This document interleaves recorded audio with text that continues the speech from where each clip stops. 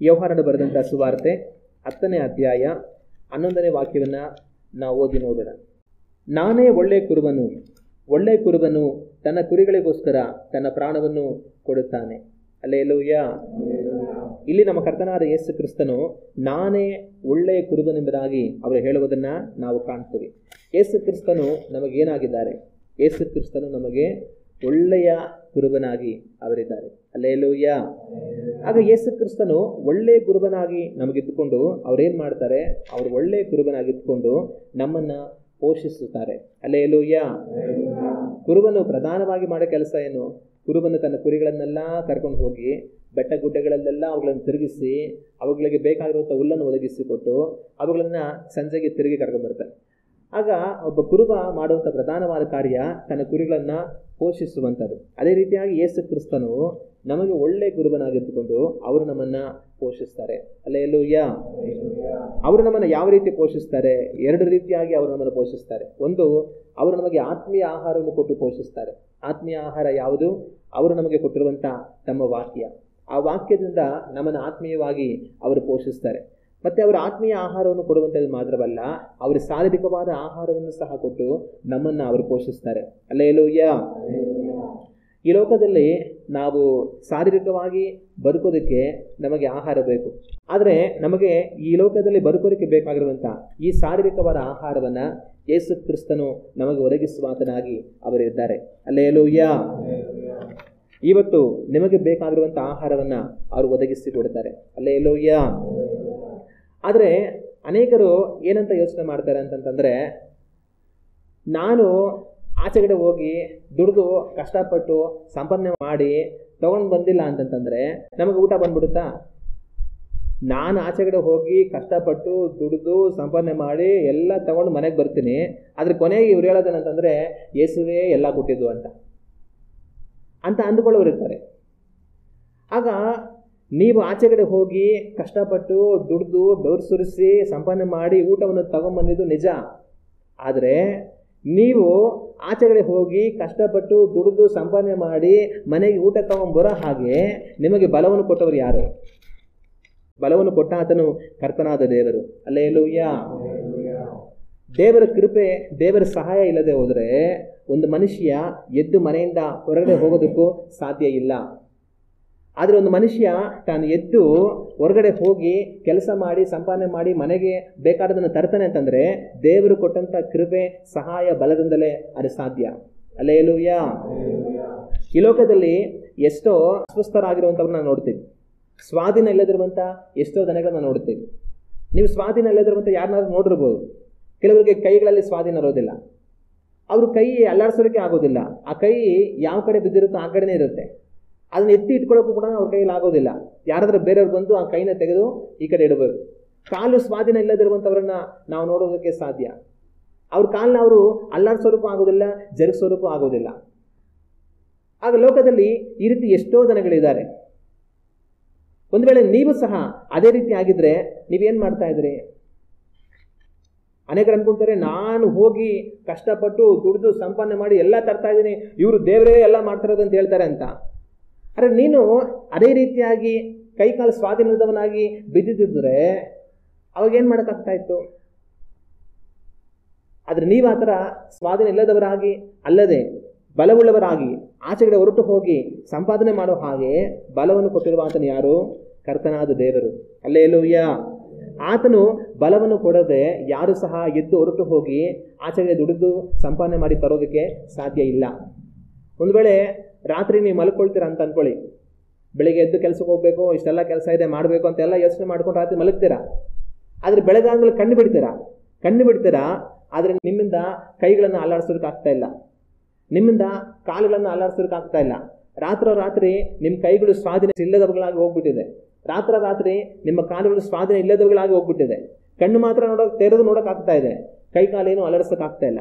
ಏನು ಮಾಡ್ತೀರಾ? ಎಲ್ಲಿಗೆ ಹೋಗ್ತೀರಾ? ಏನು ಸಂಪಾದನೆ ಮಾಡ್ತೀರಾ? ಆದರೆ ನೀವು ಕಣ್ಣು ಬಿಟ್ಟ ಒಡನೆ ನಿಮ್ಮ ಕೈ ಕಾಲುಗಳನ್ನ ಆಡಿಸಿ ಎದ್ದು ನಿಂತು ನೀವು ಹೊರಗಡೆ ಹೋಗಿ ದುಡಿದು ಸಂಪಾದನೆ ಮಾಡೋ ಹಾಗೆ ನಿಮ್ಮ ಕೈಗಳಿಗೆ ಕಾಲುಗಳಿಗೆ ಬಲವನ್ನು ಕೊಟ್ಟಿರುವ ಆತನು ಯಾರು? ಕರ್ತನಾದ ದೇವರು. ಅವರು ಬಲವನ್ನು ಕೊಡದೆ ಬಲ ಬರಲಿಲ್ಲ. ಜಗತ್ತಲ್ಲಿ ಎಷ್ಟೋ ಜನ ಸ್ವಾಧೀನ ಇಲ್ಲದವರಾಗಿ ಇದ್ದ ಸ್ಥಳದಲ್ಲಿ ಇದ್ದುಕೊಂಡು ಬದುಕುತ್ತಾ ಕಣ್ಣೀರು ಸುರಿಸಿ ಬಾಧೆ ಪಡುವಂಥ ಜನಗಳನ್ನ ನೋಡ್ತೇವೆ. ಅವರಂತೆ ನಿಮ್ಮನ್ನು ಸಹ ಮಾಡೋದಕ್ಕೆ ದೇವರಿಗೆ ಎಷ್ಟು ಸಮಯ ಬೇಕು? ನಿಮ್ಮ ಕೈ ಕಾಲೆಲ್ಲ ಬೀಳಿಸೋದಕ್ಕೆ ದೇವರಿಗೆ ಎಷ್ಟು ಸಮಯ ಬೇಕು? ಒಂದು ಸೆಕೆಂಡ್ ಕೂಡ ಆಗೋದಿಲ್ಲ. ಒಂದು ಸೆಕೆಂಡಲ್ಲೇ ನಿಮ್ಮ ಕೈ ಕಾಲುಗಳು ಆಡದ ಹಾಗೆ ಮಾಡೋದಕ್ಕೆ ದೇವರಿಗೆ ಸಾಧ್ಯ. ಆದರೆ ಒಂದೊಂದು ಸೆಕೆಂಡು ನಿಮ್ಮ ಕೈ ಕಾಲುಗಳು ಆಡ್ತಾ ಇದೆ, ನೀವು ಓಡ್ತಾ ಇದ್ದೀರಾ, ನಡೀತಾ ಇದ್ದೀರಾ ಅಂತಂತಂದರೆ ಅವರು ಕೊಟ್ಟಿರುವಂಥ ಬಲ. ಹಾಗೆ ಯಾರು ಸಹ ನಾನು ಆಚೆಗಡೆ ಹೋಗಿ ನಾನು ಕಷ್ಟಪಟ್ಟು ನಾನು ದುಡಿದು ನಾನು ತಂತಾ ಇದ್ದೀನಿ, ಇವರು ದೇವರು ಕೊಟ್ಟರು ಅಂತ ಹೇಳ್ತಾರೆ ಅಂತ ಅನ್ಕೊಳ್ಬಾರದು. ಅದನ್ನು ಮಾಡುವ ಹಾಗೆ ಬಲವನ್ನು ಕೊಟ್ಟಿರುವ ಅದನ್ನೇ ಕರ್ತನು. ಅದಕ್ಕೋಸ್ಕರವೇ ನಾವು ಹೇಳೋದು ಇದೆಲ್ಲ ದೇವರಿಂದನೇ ಬಂತು ಅಂತ.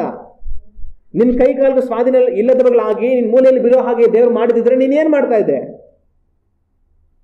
ಆದರೆ ನೀನು ಸ್ವಾಧೀನ ಇಲ್ಲದವನಾಗಿ ಅಲ್ಲದೆ ಬಲವುಳ್ಳವನಾಗಿ ಆಚೆ ಹೊರಟು ಹೋಗಿ ದುಡಿದು ಸಂಪಾದನೆ ಮಾಡಿ ತರುವ ಹಾಗೆ ಕೃಪೆಯನ್ನು ಕೊಟ್ಟಿರುವ ಆತನೇ ಕರ್ತನು. ಅದಕ್ಕೆ ನಾವು ಹೇಳ್ತೀವಿ ಆತನಿಂದಲೇ ಇದೆಲ್ಲ ಬಂತು ಅಂತ. ಹಲ್ಲೆಲೂಯಾ.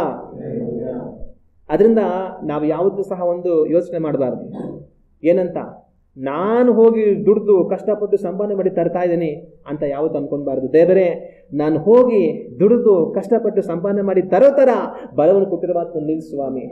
ದೇವರೇ ಎಷ್ಟೋ ದಿನಗಳಿಗೆ ಆಚೆ ಹೋಗಿ ನಾನು ದುಡಿದು ಕಷ್ಟಪಟ್ಟು ಸಂಪಾದನೆ ಮಾಡಿ ತರಬೇಕಂತ ಮನಸ್ಸಿದೆ, ಆದರೆ ಕೈಕಾಲುಗಳಲ್ಲಿ ಬಲ ಇಲ್ಲ, ಅಂಗವಿಕಲರಾಗಿದ್ದಾರೆ, ಸ್ವಾಧೀನ ಇಲ್ಲದವರುಗಳಾಗಿದ್ದಾರೆ. ನನಗೋ ಬಲ ಇದೆ, ಅದನ್ನು ಕೊಟ್ಟಾತನು ನೀನು.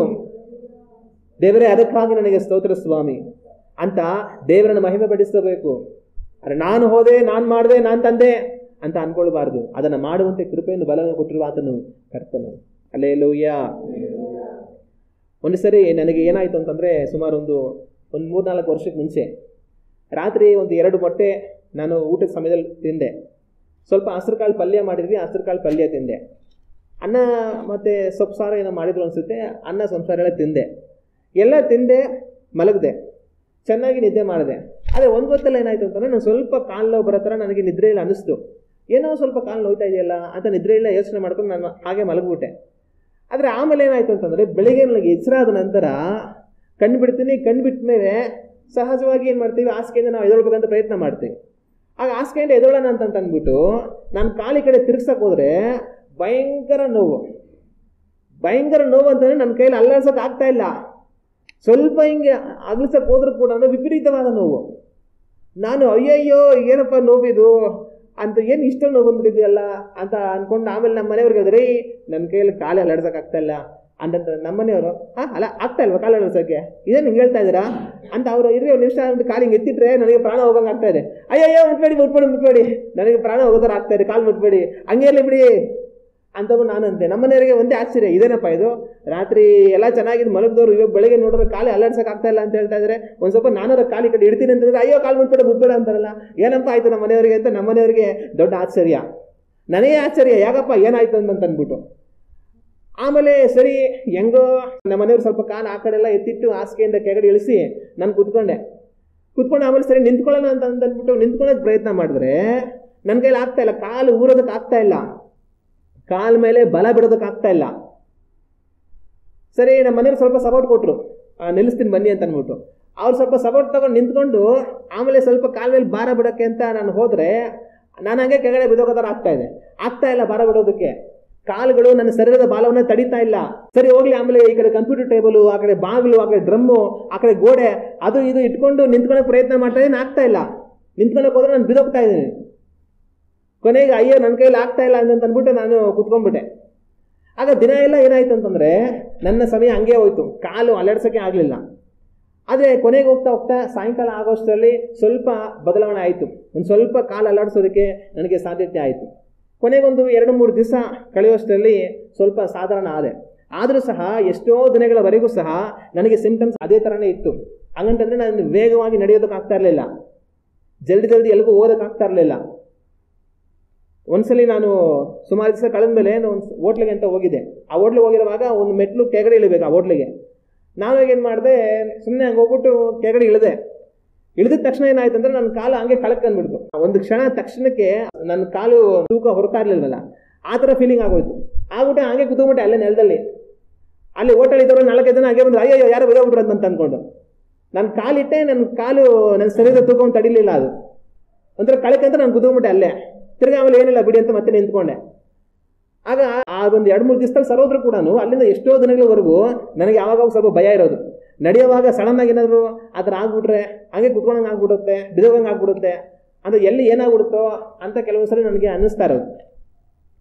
ಆದರೆ ಆ ಥರ ಯಾಕಾಯಿತು ನನಗೆ ಗೊತ್ತಿಲ್ಲ. ಆದರೆ ಆವಾಗ ನಾನೊಂದು ಅರ್ಥ ಮಾಡ್ಕೊಂಡೆ. ಏನು ಅರ್ಥ ಮಾಡ್ಕೊಂಡೆ ಅಂತಂದರೆ, ದೇವರು ನಮ್ಮ ಕಾಲಿಗೆ ಬಲ ಕೊಟ್ಟಿಲ್ಲ ಅಂತಂತಂದರೆ ನಾವೇನು ಸಹ ಅಲ್ಲ. ಮನುಷ್ಯ ಎಷ್ಟರವನು, ಅವನು ಎದ್ದು ನಿಲ್ತಾನೆ, ಓಡ್ತಾನೆ, ಜಿಗಿತಾನೆ, ನಾನು ಸಾಧನೆ ಮಾಡಿದೆ ಅನ್ಕೊಂತಾನೆ, ಏನೆಲ್ಲ ಮಾಡ್ತಾನೆ. ಆದರೆ ಆ ಕಾಲುಗಳಿಗೆ ದೇವರು ಬಲ ಕೊಟ್ಟಿಲ್ಲ ಅಂತಂದರೆ ಅವನ ಕೈಯಲ್ಲಿ ಒಂದು ಕ್ಷಣ ನಿಲ್ಲೋದಕ್ಕಾಗೋದಿಲ್ಲ. ಮನುಷ್ಯ ಎಷ್ಟರವನು. ಆದರೆ ನಾನು ಒಂದೊಂದು ದಿವಸ ನಿಂತ್ಕೊಳ್ತಾ ಇದ್ದೀನಿ ಅಂತಂದರೆ ಅದು ದೇವರು ನನ್ನ ಕಾಲಿಗೆ ಕೊಟ್ಟಿರುವಂಥ ಬಲ ಅನ್ನೋದನ್ನು ನಾನು ಅವತ್ತು ಅರ್ಥ ಮಾಡಿಕೊಂಡೆ. ದೇವರೇ, ನೀನು ನನ್ನ ಕಾಲುಗಳಿಗೆ ಬಲ ಕೊಟ್ಟಿಲ್ಲ ಅಂದರೆ ನಾನು ನಿಲ್ಲೋದಕ್ಕಾಗೋದಿಲ್ಲ. ಆದರೆ ಒಂದೊಂದು ದಿವಸ ನೀನು ಬಲ ಕೊಟ್ಟು ನನ್ನನ್ನು ನಿಲ್ಲಿಸ್ತಾ ಇದೀಯಾ ದೇವರೇ, ನಿನಗೆ ಸ್ತೋತ್ರ. ಮನುಷ್ಯ ಎಷ್ಟರವನು ಅಂತ ನಾನು ಅವತ್ತು ಯೋಚನೆ ಮಾಡಿದೆ.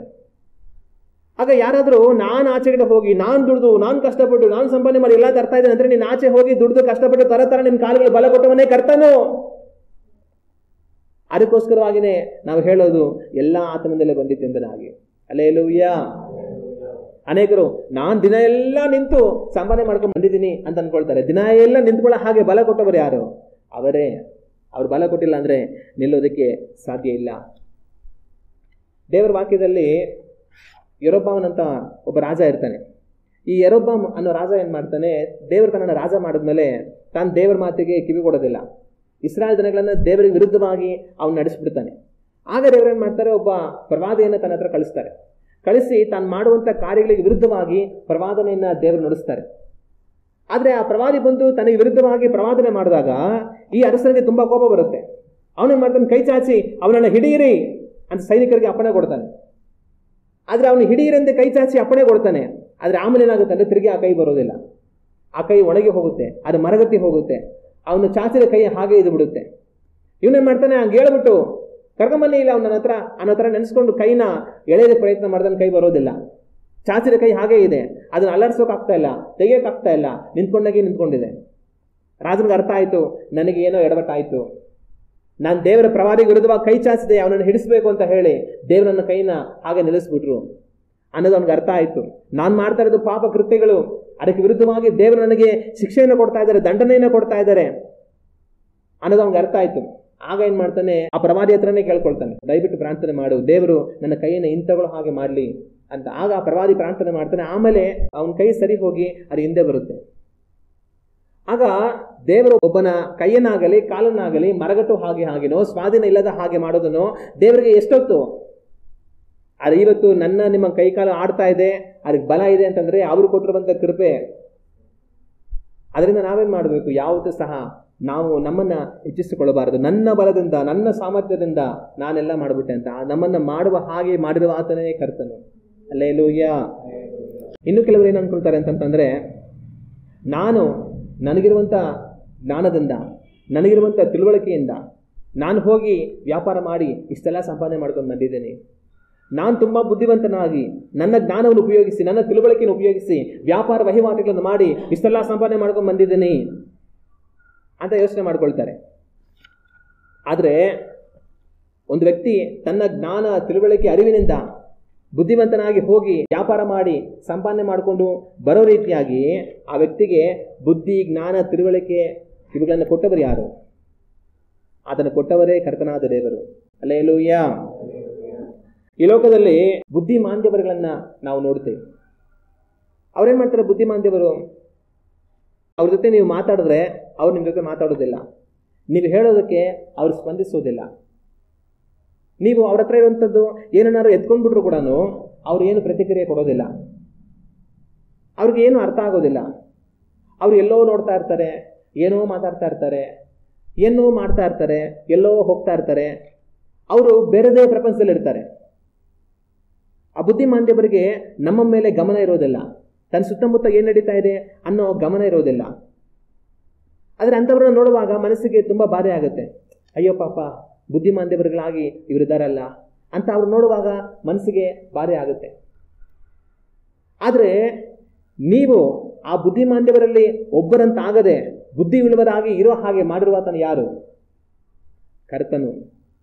ಅನೇಕರು ನೆನೆಸ್ಕೊಳ್ತಾರೆ, ನನಗಿರುವಂಥ ಬುದ್ಧಿ, ನನಗಿರುವಂಥ ಜ್ಞಾನ, ನನಗಿರುವಂಥ ತಿಳುವಳಿಕೆ, ನನಗಿರುವಂಥ ಅರಿವು, ಇವುಗಳನ್ನೆಲ್ಲ ನಾನು ಉಪಯೋಗಿಸಿ ನಾನು ವ್ಯಾಪಾರ ವಹಿವಾಟುಗಳನ್ನು ಮಾಡಿ ನಾನು ಎಷ್ಟು ಬಂಡವಾಳ ಹಾಕಿದ್ರೆ ಸರಿ, ಹೆಂಗ್ ಲಾಭ ಮಾಡಬೇಕು, ಏನ್ ಮಾಡಬೇಕು ಎಲ್ಲವನ್ನು ಯೋಚನೆ ಮಾಡಿ ಇಷ್ಟೆಲ್ಲ ನನ್ನ ಬುದ್ಧಿವಂತಿಕೆಯನ್ನು ಸಂಪಾದನೆ ಮಾಡಿದ್ದೀನಿ ಅಂತ ಅನ್ಕೊಳ್ತಾರೆ. ಆದ್ರೆ ಆ ಬುದ್ಧಿಯನ್ನು ಕೊಟ್ಟವರು ಯಾರು? ಆ ಬುದ್ಧಿಯನ್ನು ಗಳಿಸೋದಕ್ಕೆ ನೀನು ಏನ್ ಖರ್ಚು ಮಾಡಿದೆ? ಆ ಬುದ್ಧಿಯನ್ನು ಗಳಿಸೋದಕ್ಕೆ ನೀನು ಏನ್ ಕೆಲಸ ಮಾಡಿದೆ? ಆ ಬುದ್ಧಿ ನನಗೆ ಎಲ್ಲಿಂದ ಬಂತು? ಅನೇಕರು ಬುದ್ಧಿ ಇಲ್ಲದವರಾಗಿ, ಬುದ್ಧಿ ಮಾಂದ್ಯವರುಗಳಾಗಿ, ಮಾತಾಡೋಕ್ ಬರ್ದಿರಾ, ಕೇಳೋದಕ್ ಬರ್ದಿರಾ, ಸ್ಪಂದನೆ ಹೇಳ್ದಿರಾ ಬದುಕುವಂತವ್ರನ್ನ ನಾವು ನೋಡ್ತೀವಿ.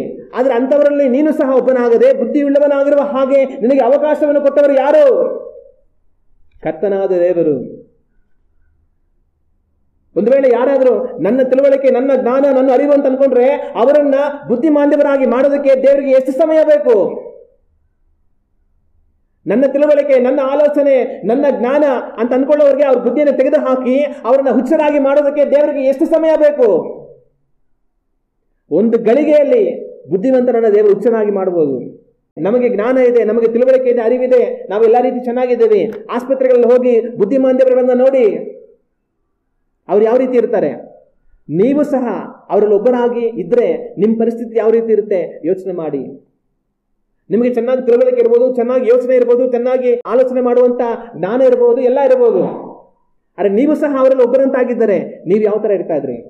ನೀವೇ ಕಲ್ಪನೆ ಮಾಡ್ಕೊಳ್ಳಿ. ನಾನು ಎಲ್ಲೋ ನೋಡ್ತಾ ಇರೋದು, ಏನೋ ಮಾತಾಡ್ತಾ ಇರೋದು, ಎಲ್ಲೋ ಹೋಗ್ತಾ ಇರೋದು, ಯಾರು ಮಾತಾಡಿದ್ರು ನಾನು ಕೇಳಿಸ್ಕೊಳ್ತಾ ಇರೋದು, ಯಾರಾದ್ರು ಹೊಡೆದ್ರು ನನಗೆ ಗೊತ್ತಾಗ್ತಿರ ಇರೋದು, ನನ್ನ ಹತ್ರ ಇರುವಂಥದ್ದು ಯಾರಾದ್ರು ತಗೊಂಡ್ರು ನನಗೇನು ಗೊತ್ತಾಗ್ತಿರ ಇರುವಂಥದ್ದು. ನೀವು ಅವರಂತೆ ಒಬ್ಬರಾಗಿ ಇದ್ದಿದ್ದರೆ ನಿಮ್ಮ ಪರಿಸ್ಥಿತಿ ಯಾವ ತರ ಇತ್ತು ಯೋಚನೆ ಮಾಡಿ. ಆದ್ರೆ ದೇವರು ನಿಮ್ಮನ್ನ ಅವರಲ್ಲಿ ಒಬ್ಬರಾಗಿ ಬಿಟ್ಟುಕೊಡಲಿಲ್ಲ. ಅವರಲ್ಲಿ ಒಬ್ಬರಾಗಿ ಬಿಟ್ಟು ಕೊಡದೆ ನಿಮಗೆ ಜ್ಞಾನವನ್ನು ಕೊಟ್ಟಿದ್ದಾರೆ, ತಿಳುವಳಿಕೆಯನ್ನು ಕೊಟ್ಟಿದ್ದಾರೆ, ಅರಿವನ್ನು ಕೊಟ್ಟಿದ್ದಾರೆ, ಯೋಚನೆಯನ್ನು ಕೊಟ್ಟಿದ್ದಾರೆ. ಆದ್ರೆ ಇದನ್ನೆಲ್ಲ ನಾವು ದೇವರಿಂದ ಪಡೆದು ನಾವೇನ್ ಮಾಡಬೇಕು? ನಾವು ಮಾಡುವುದನ್ನೆಲ್ಲ ಮಾಡಿ, ದೇವರೇ ನನ್ನ ಜ್ಞಾನದಿಂದ, ನನ್ನ ತಿಳುವಳಿಕೆಯಿಂದ, ನನ್ನ ಬುದ್ಧಿಯಿಂದ ಇದಾಗಲಿಲ್ಲ, ಆದರೆ ಇವೆಲ್ಲ ಆಗುವ ಹಾಗೆ ನನಗೆ ಬುದ್ಧಿಯನ್ನು, ಜ್ಞಾನವನ್ನು, ತಿಳುವಳಿಕೆಯನ್ನು, ಅರಿವನ್ನು ಕೊಟ್ಟಾತನೇ ನೀವು ಸ್ವಾಮಿ ಅಂತ ದೇವರನ್ನ ಮಹಿಮೆ ಪಡಿಸಬೇಕು. ಹಲ್ಲೆಲೂಯಾ. ಅನೇಕರು ಯೋಚನೆ ಮಾಡ್ಕೊಳ್ಳುವಂಥದ್ದು, ನಾನ್ ಬುದ್ಧಿವಂತನಾಗಿ ನನ್ನ ಜ್ಞಾನ ತಿಳುವಳಿಕೆಯಿಂದ ಇಷ್ಟೆಲ್ಲ ಮಾಡಿದ್ದೀನಿ, ಇವ್ರು ಹೇಳೋದು ಇದೆಲ್ಲ ದೇವರಿಂದಲೇ ಆಯ್ತು ಅಂತ ಹೇಳಿ. ಆದ್ರೆ ಅದೆಲ್ಲ ನಿನ್ನಿಂದ ಆಗುವ ಹಾಗೆ ನಿನಗೆ ಆ ಬುದ್ಧಿ, ಜ್ಞಾನ, ತಿಳುವಳಿಕೆಯನ್ನು ಕೊಟ್ಟಾತನೇ ದೇವರು. ನಿನ್ನನ್ನ ಬೇರೆ ಬುದ್ಧಿಮಾಂದ್ಯವರಲ್ಲಿ ಒಬ್ಬನಾಗಿ ಮಾಡೋದಕ್ಕೆ ದೇವರಿಗೆ ಕ್ಷಣ ಸಾಕು. ಆದ್ರೆ ದೇವರ ಆ ರೀತಿ ಬಿಟ್ಟು ಕೊಡಲಿಲ್ಲ. ಇವತ್ತು ನಿನಗೆ ಬುದ್ಧಿ, ಜ್ಞಾನ, ತಿಳುವಳಿಕೆ ಇದೆ ಅಂದ್ರೆ ಅದು ದೇವರ ಮಹಾಕೃಪೆ. ಅದಕ್ಕೋಸ್ಕರವಾಗಿನೇ ನಾವು ಮಾಡೋದೆಲ್ಲ ಮಾಡಿ, ದೇವರೇ ಇವೆಲ್ಲವನ್ನು ಮಾಡುವಂತೆ ನನಗೆ ಜ್ಞಾನವನ್ನು ಕೊಟ್ಟಾತನು, ತಿಳುವಳಿಕೆಯನ್ನು ಕೊಟ್ಟಾತನು, ಆಲೋಚನೆಯನ್ನು ಕೊಟ್ಟಾತನು, ಕರ್ತನೇ ನೀನು ಸ್ವಾಮಿ ಅಂತ ನಾವು ದೇವರನ್ನು ಮಹಿಮೆ ಪಡಿಸುವಂತವர்களಾಗಿ ಇರಬೇಕು. ಹಲ್ಲೆಲೂಯಾ. ಆದ್ರಿಂದ ನಮಗಿರುವಂತ ಬುದ್ಧಿ, ತಿಳುವಳಿಕೆ, ಜ್ಞಾನದ ವಿಷಯವಾಗಿ ನಾವು ಯಾವತ್ತೂ ಹೆಮ್ಮೆ ಪಡಬಾರದು. ನಾನು ಹುಚ್ಚರಲ್ಲಿ ಒಬ್ಬನು, ಆದರೆ ದೇವರು ನನಗೆ ಕೃಪೆಯನ್ನು ಕೊಟ್ಟು ಜ್ಞಾನವನ್ನು, ಅರಿವನ್ನು ಕೊಟ್ಟಿದ್ದಾರೆ. ಅದಕ್ಕಾಗಿ ದೇವರಿಗೆ ಸ್ತೋತ್ರ ಅಂತ ದೇವರನ್ನು ಮಹಿಮೆ ಪಡಿಸಬೇಕು. ಹಲ್ಲೆಲೂಯಾ.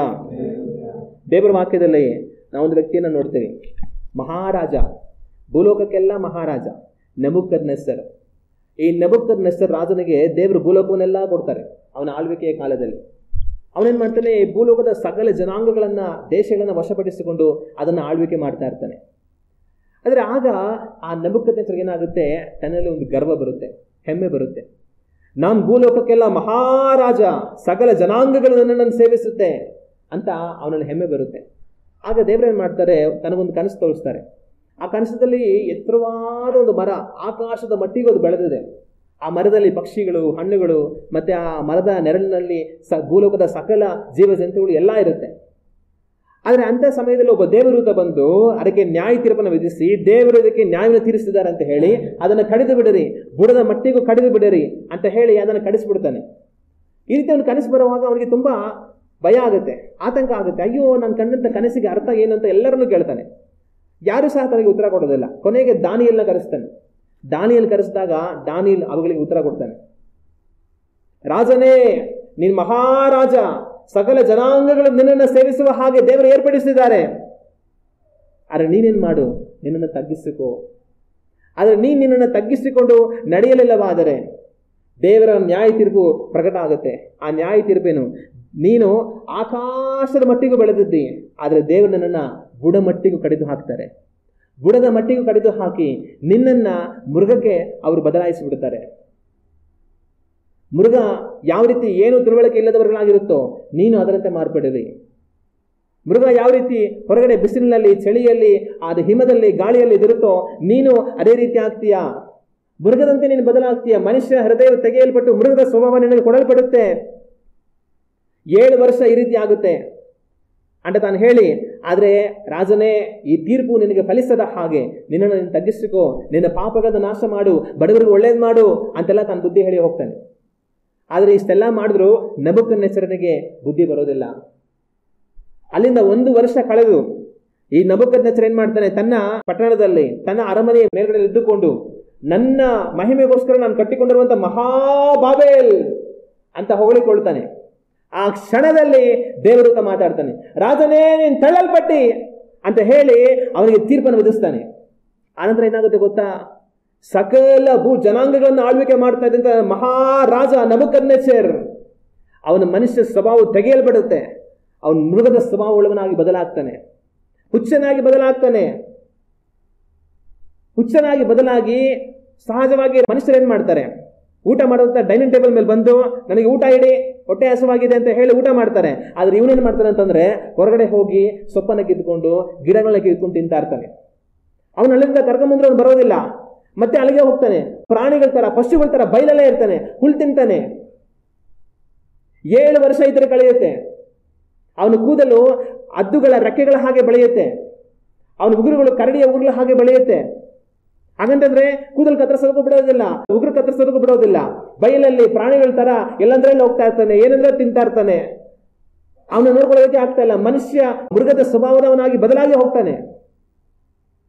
ಆದ್ರೆ 7 ವರ್ಷ ಈ ರೀತಿ ಕಳೆದ ಮೇಲೆ ಅವನ ಬುದ್ಧಿ ಮತ್ತೆ ಅವನಿಗೆ ಬರುತ್ತೆ. ಅವನು ತಿರುಗಿ ತನ್ನ ಬುದ್ಧಿನ ತಗೊಂಡು ಮತ್ತೆ ಅವನು ರಾಜನಾಗಿ ಬಂದು ಕೂತ್ಕೊಳ್ತಾನೆ. ಆಮೇಲೆ ಅವನು ತಿರ್ಗಾ ಎಲ್ಲಾ ಜನಾಂಗಗಳಿಗೆ ಪತ್ರ ಬರೀತಾನೆ, ದೇವರೇ ಸಕಲವನ್ನು ಆಳ್ವಿಕೆ ಮಾಡುವ ಆತನು, ನನಗೆ ಬುದ್ಧಿ ತರಿಸೋದಕ್ಕೋಸ್ಕರ ದೇವರ ರೀತಿ ಮಾಡಿದ್ರು ಅಂತ ಹೇಳಿ ಎಲ್ಲಾ ಜನಾಂಗಗಳಿಗೆ ತನ್ನ ಪತ್ರ ಬರೀತಾನೆ. ಆಗ ಸಕಲ ಭೂಲೋಕವನ್ನು ಆಳ್ವಿಕೆ ಮಾಡಿದಂತ ರಾಜ ನೆಬೂಕದ್ನೆಚ್ಚರ್ ಅವನಿಗೆ ದೇವರು ಮನುಷ್ಯ ಸ್ವಭಾವವನ್ನು ತೆಗೆದು ಹಾಕಿ ಮೃಗದ ಸ್ವಭಾವವನ್ನು ಕೊಟ್ಟು ಹುಲ್ ತಿನ್ನೋ ಹಾಗೆ ಮಾಡಿದ್ರು. ನಿಮ್ಮ ಕಥೆ ಏನು? ನಮ್ಮನ್ನು ಹುಚ್ಚರಾಗಿ ಮಾಡೋದಕ್ಕೆ ದೇವರಿಗೆ ಎಷ್ಟೊತ್ತು ಬೇಕು? ನಮಗಿರುವಂಥ ಜ್ಞಾನ, ತಿಳುವಳಿಕೆ, ಅರಿವಿನ ವಿಷಯದಲ್ಲಿ ನಾವು ಹೆಮ್ಮೆ ಪಡಬಾರದು. ಕರ್ತನಾದ ದೇವರೇ ತನ್ನ ಮಹಾಕೃಪೆಯಿಂದ ನನಗೆ ಇವುಗಳನ್ನು ಕೊಟ್ಟಿರುವನು. ದೇವರೇ ನೀನೇ ಜ್ಞಾನಕ್ಕೆ ಮೂಲನು, ನೀನೇ ಜ್ಞಾನಕ್ಕೆ ಆಧಾರನು, ನನಗೆ ಸ್ತೋತ್ರ ಅಂತ ದೇವರನ್ನು ಮಹಿಮೆ ಪಡಿಸುವವರಾಗಿರಬೇಕು. ನಾನು ಅರಿವಿಲ್ಲದವನು, ನಾನು ಬುದ್ಧಿ ಇಲ್ಲದವನು, ನಾನು ತಿಳುವಳಿಕೆ ಇಲ್ಲದವನು, ದೇವರ ತನ್ನ ಕೃಪೆಯಿಂದ ನನಗೆ ಇವುಗಳನ್ನು ಪ್ರಕಟಿಸಿದ್ದಾರೆ ಎಂಬುದಾಗಿ ದೇವರನ್ನು ಮಹಿಮೆ ಪಡಿಸಬೇಕು. ನಾನ್ ಬುದ್ಧಿಯುಳ್ಳವನು, ನಾನ್ ಜ್ಞಾನವುಳ್ಳವನು, ನನ್ನ ಬುದ್ಧಿವಂತಿಕೆಯನ್ನು ಇಷ್ಟೆಲ್ಲ ಮಾಡಿದರೆ ಎಂಬುದಾಗಿ ಅಂದುಕೊಂಡ್ರೆ ಅವನು ಹೋದ. ಆದ್ರೆ ಅನೇಕರು ಏನ್ ಮಾಡ್ತಾರೆ, ಆ ರೀತಿ ಅನ್ಕೊಳ್ತಾರೆ, ನನ್ನ ಬುದ್ಧಿಯಿಂದ, ನನ್ನ ತಿಳುವಳಿಕೆಯಿಂದ ನಾನು ವ್ಯಾಪಾರ ವಹಿವಾಟು ಮಾಡಿ ಬುದ್ಧಿವಂತನಾಗಿ ನಾನು ದುಡ್ಡು ಉಳಿಸಿ ಸಂಪಾದನೆ ಮಾಡಿ ಇಷ್ಟೆಲ್ಲ ಮಾಡಿರ್ತೇನೆ. ಆದ್ರೆ ಆ ರೀತಿಯಾಗಿ ನಾವು ಅಂದ್ಕೊಳ್ಬಾರದು. ಆ ಬುದ್ಧಿಯನ್ನು ಕೊಟ್ಟಾತನೇ ಕರ್ತನಾದ ದೇವರು. ಹಲ್ಲೆಲೂಯ. ಅದಕ್ಕಾಗಿ ನಾವೇನ್ ಮಾಡಬೇಕು, ದೇವರಿಗೆ ನಾವು ಮಹಿಮೆಯನ್ನ ಸಲ್ಲಿಸುವಂತವர்களಾಗಿ ಇರಬೇಕು. ಹಲ್ಲೆಲೂಯ. ಇನ್ನು ಅನೇಕರು ಏನು ಅನ್ಕೊಳ್ತಾರೆ ಅಂತಂದ್ರೆ, ನಾನು ಹೊರಗಡೆ ಹೋಗಿ ದುಡಿದು ಕಷ್ಟಪಟ್ಟು ಕೆಲಸ ಮಾಡಿ ಸಂಪಾದನೆ ಮಾಡಿ ತಗೊಂಡ್ ಬಂದಿದ್ದೀನಿ, ಇವರು ಎಲ್ಲ ದೇವ್ರು ಕೊಟ್ಟಿದ್ದು ಅಂತ ಹೇಳ್ತಾರೆ ಅಂತ ಅನ್ಕೊಳ್ತಾರೆ. ನೀವೇ ಆಚೆಗಡೆ ಹೋಗಿ ಕಷ್ಟಪಟ್ಟು ಕೆಲಸ ಮಾಡಿ ದುಡಿದು ಸಂಪಾದನೆ ಮಾಡಿ ತಂದಿದ್ದು ನಿಜ. ಆದ್ರೆ ನೀವು ಹೊರಗಡೆ ಹೋಗಿ ಕಷ್ಟಪಟ್ಟು ದುಡಿದು ಸಂಪಾದನೆ ಮಾಡೋ ತರ ಕೆಲಸವನ್ನು ಕೊಟ್ಟಿದ್ದು ಯಾರು? ನೀವು ಹೊರಗಡೆ ಹೋಗಿ ದುಡಿದು ಕಷ್ಟಪಟ್ಟು ಸಂಪಾದನೆ ಮಾಡೋ ತರ ಆ ಕೆಲಸವನ್ನು ಕೊಟ್ಟಿದ್ದೇ ದೇವರು. ಹಲ್ಲೆಲೂಯ. ಇವತ್ತು ಸಮಾಜವನ್ನು ನಾವು ನೋಡುವಾಗ ಕೆಲಸ ಇಲ್ಲದವರುಗಳಾಗಿ ಅಲೆಯುವಂತ ಎಷ್ಟೋ ಜನಗಳನ್ನ ನಾವು ನೋಡಬಹುದು. ಡಿಗ್ರಿ ಮೇಲ್ ಡಿಗ್ರಿಗಳು ಓದಿ ಸರ್ಟಿಫಿಕೇಟ್ಗಳನ್ನ, ಮಾರ್ಕ್ಸ್ ಕಾರ್ಡ್ಗಳನ್ನ ಇಟ್ಕೊಂಡು ಬೀದಿ ಬೀದಿ ಅಲಿತಾ ಕಂಪನಿಗಳಿಂದ ಹೋಗ್ತಾ, ಅಯ್ಯೋ ಸ್ವಲ್ಪ ಕೆಲಸ ಇದ್ರೆ ಕೊಡ್ತೀರಾ, ನಮ್ಗೆ ಯಾರು ಕೆಲಸ ಇದ್ರೆ ಕೊಡ್ತೀರಾ ಅಂತ ಅಲಿಯುವಂತ ಯವನಸ್ಥ ಗಂಡು ಮಕ್ಕಳು, ಹೆಣ್ಣು ಮಕ್ಕಳು ಇವತ್ತು ಸಮಾಜದಲ್ಲಿ ಎಷ್ಟೋ ಜನ ಇದ್ದಾರೆ. ಒಂದು ಕಾಲದಲ್ಲಿ ನಾನೇ ಆ ರೀತಿಯಾಗಿ ಅಲಿದಿದ್ದೀನಿ. ಓದಿ ದೇವರೇ ಕೆಲಸ ಕೊಡಿಸು ಸ್ವಾಮಿ ಅಂತ ಬ್ಯಾಗಲ್ಲಿ ನನ್ನ ಸರ್ಟಿಫಿಕೇಟ್ಗಳನ್ನ, ನನ್ನ ಮಾರ್ಕ್ಸ್ ಕಾರ್ಡ್ಗಳನ್ನ ಎಲ್ಲ ಹಾಕೊಂಡು ಕಂಪನಿಗಳಿಗೆ ನಾನೇ ಹೋಗಿದ್ದೀನಿ. ಹಾಗೆ ಇವತ್ತು ಕೆಲಸ ಇಲ್ಲದೆ ಬಾಧೆ ಪಡುವಂತ ಜನಗಳು ಎಷ್ಟೋ. ಅಯ್ಯೋ ಸಾಲ ಮಾಡಿದ್ದೀವಿ, ಸಾಲ ತೀರಿಸಬೇಕು, ಅಪ್ಪ ಅಮ್ಮನಿಗೆ ವಯಸ್ಸಾಗಿದೆ, ಅವ್ರನ್ನ ನೋಡ್ಕೊಳ್ಬೇಕು, ಮನೆಯಲ್ಲಿ ಕಷ್ಟ ಇದೆ, ಮನೆ ಕಷ್ಟವನ್ನು ಪರಿಹರಿಸಬೇಕು, ಅಯ್ಯೋ ಅವನು ಕೆಲಸ ಇಲ್ವಲ್ಲ ಅಂತ ಕಣ್ಣೀರಿರುವಂಥ ಜನಗಳು ಎಷ್ಟೋ. ಅಯ್ಯೋ ಹೆಂಡತಿ ಇದ್ದಾಳೆ, ಮಕ್ಕಳಿದ್ದಾರೆ, ಅವ್ರನ್ನ ಓದಿಸ್ಬೇಕು, ಅವ್ರನ್ನ ನೋಡ್ಕೊಳ್ಬೇಕು, ಅಯ್ಯೋ ನಮ್ಗಿದ್ದಂಥ ಕೆಲಸ ಹೋಯ್ತಲ್ವ, ನಮಗೆ ಕೆಲಸ ಇಲ್ವಲ್ಲ, ಯಾರು ಕೆಲಸ ಕೊಡ್ತಾ ಇಲ್ವಲ್ಲ, ಎಲ್ಲಿಗೆ ಹೋಗೋದು, ಏನು ಮಾಡೋದು ಅಂತ ಕಣ್ಣೀರಿಡುವಂಥ ಜನಗಳು ಎಷ್ಟೋ. ಕೆಲಸಗಳಿಗೆ ಹೋಗ್ತಾ ಇರ್ತಾರೆ, ಆದರೆ ಬೆಳಿಗ್ಗೆ ಕೆಲಸಕ್ಕೆ ಹೋಗಿದ ತಕ್ಷಣ ಇವತ್ತು ನಿಮ್ಮನ್ನ ಕೆಲಸನ ತೆಗೆದುಹಾಕಿದೀವಿ, ನಮಗೆ ಬೇಡ ಅಂತ ಹೇಳ್ಬಿಡ್ತಾರೆ. ಆದರೆ ಕೆಲಸಕ್ಕೆ ಹೋಗ್ತಾ ಇದೀವಿ ಅಂತ ಅನ್ಕೊಂಡು ಹೋಗಿ ಕೆಲಸನ ತೆಗೆಯಲ್ಪಟ್ಟು ಮನೆಗೆ ವಾಪಸ್ ಬಂದು ಏನ್ ಮಾಡ್ಬೇಕಂತ ಗೊತ್ತಿಲ್ದಿರ ಕಷ್ಟಪಡುವಂಥ ಜನಗಳು ಎಷ್ಟೋ. ಕೆಲಸವನ್ನು ನಂಬಿಕೊಂಡು ಲಕ್ಷ ಲಕ್ಷ ಸಾಲ ಮಾಡಿ ಕೆಲಸದಲ್ಲಿ ಸಂಪಾದನೆ ಆಗುತ್ತೆ, ನಾವು ತೀರಿಸ್ಬಿಡ್ಬೋದು ಅಂತ ಅನ್ಕೊಂಡು ಕೆಲಸ ಹೊರಟೋಗಿ ಅದು ತೀರ್ಸಕ್ಕಾಗದೆ ಎಲ್ಲ ಮಾರ್ಕೊಂಡು ಹೋಗುವಂಥವ್ರು ಎಷ್ಟೋ. ಆಗ ಸಮಾಜದಲ್ಲಿ ಕೆಲಸ ಇಲ್ಲದೆ ಕೆಲಸಗಳನ್ನು ಕಳ್ಕೊಂಡು ಕಣ್ಣೀರು ಸುರಿಸುತ್ತಾ ಬಾಧೆ ಪಟ್ಟು ನೋವು ಪಡುವಂತ ಜನಗಳು ಎಷ್ಟೋ. ಆದರೆ ನೀವು ಅವರಲ್ಲಿ ಒಬ್ಬರಂತಾಗದೆ ನೀವು ಹೊರಟು ಹೋಗಿ ದುಡಿದು ಸಂಪಾದನೆ ಮಾಡಿ ನಿಮಗೆ ಬೇಕಾದನ್ನು ಗಳಿಸಿಕೊಳ್ಳೋದಕ್ಕೆ ಒಂದು ಕೆಲಸ ಇರೋ ಹಾಗೆ ಮಾಡಿರೋದು ಯಾರು? ದೇವರು. ಅನೇಕರು ನೆನೆಸ್ಕೊಳ್ತಾರೆ, ನಾನು ಆಚೆಗಡೆ ಹೋಗಿ ಕಷ್ಟಪಟ್ಟು ದುಡಿದು ಸಂಪಾದನೆ ಮಾಡಿ ತರ್ತಾ ಇದ್ದೀನಿ ಅಂತ. ನೀನು ಆಚೆಗಡೆ ಹೋಗಿ ಕಷ್ಟಪಟ್ಟು ದುಡಿದು ಸಂಪಾದನೆ ಮಾಡಿ ತರ್ತಾ ಇದೀಯಾ, ಆದ್ರೆ ನೀನು ಆಚೆಗಡೆ ಹೋಗಿ ದುಡಿದು ಕಷ್ಟಪಟ್ಟು ಸಂಪಾದನೆ ಮಾಡಿ ತರತರ ಒಂದು ಕೆಲಸವನ್ನ ಅಲ್ಲಿ ಇಟ್ಟಿರೋದು ಯಾರು? ಅಲ್ಲಿ ಕೆಲಸವನ್ನು ಇಟ್ಟಿರೋದೇ ದೇವರು. ಆದ್ರೆ ನಿನಗೆ ಅಲ್ಲೊಂದು ಕೆಲಸವನ್ನ ದೇವ್ರು ಇಟ್ಟಿಲ್ಲ ಅಂತಂದ್ರೆ ನೀನು ಆಚೆ ಹೊರಗಡೆ ಹೋಗಿ ಏನ್ ದುಡಿತೀಯಾ, ಏನ್ ಸಂಪಾದನೆ ಮಾಡ್ತೀಯಾ, ಏನ್ ತರ್ತೀಯಾ? ಕೆಲಸ ಅಂತ ಹೇಳಿ ಬೀದಿ ಬೀದಿ ಅಳದು ಅಳದು ಅಳದು ಕೆಲಸ ಹೇಳ್ತಾರ, ಸಂಪಾದನೆ ಹೇಳ್ತಾರ, ನಿರಾಸೆಯಿಂದ ಮನೆಗೆ ಬರಬೇಕಾಗುತ್ತೆ.